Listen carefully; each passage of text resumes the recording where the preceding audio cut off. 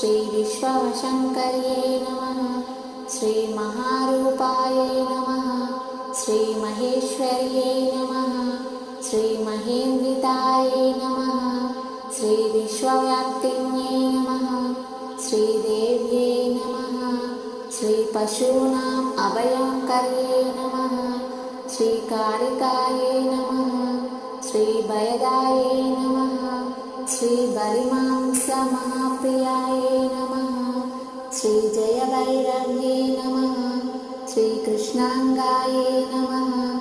श्री परमेश्वरवल्लभायै नमः। श्री सुधायै नमः। श्री स्तुत्यै नमः। श्री सुरेशान्यै नमः। श्री ब्रह्मादिवरदा